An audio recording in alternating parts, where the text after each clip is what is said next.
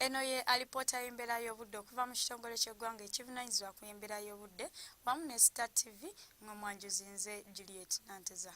Enkuba yo yeeyongeredde ddala okendera mu bitundu by'eggwanga ebisinga obungi era ng'okusinziira ku bwino obw'enkuba gwe twafunye alaga nga Tooro yasinze enkuba ennyingi ewera 7 n'obutundu 8.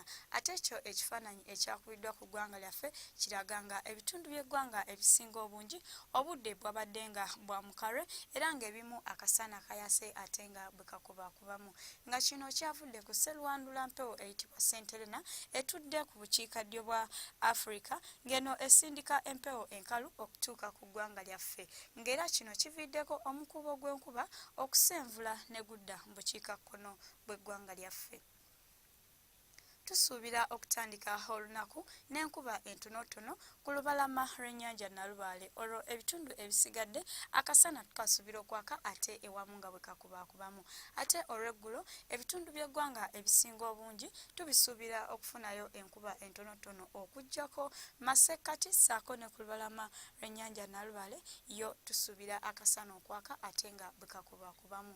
Nga n'olw'embeera eno ebbugumu tuyisuubira okutuuka ku degrees 30 mu bukiikakkono ate Kampala ssaako ne Milano ebbugumu tuyisuubira okutuuka ku degrees 28. Olwo ne mu nsozi ez'e Kabaale ebbugumu tuyisuubira okutuuka ku degrees 25. Bwe tukyako ku bibuga ebimu eby'ebunaayira mu Washington, Lagos awamu ne mu Addis Ababa tusuubira namutikwa w'enkuba nga alina okumyansa okw'eggulu.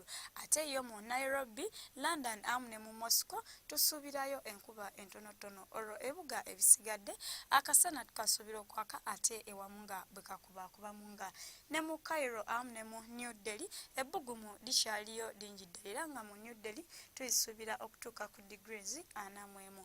Awo no gwe asuubira okutambulako mu bibuga ebyo tukusaba ogende nga weeteekedde embeera eyo. Okumanya ebisingawo genda ku mutimbagano gwaffe nga bw'ogulaba ku Lutimbe lwa TV yo. Sula bulungi.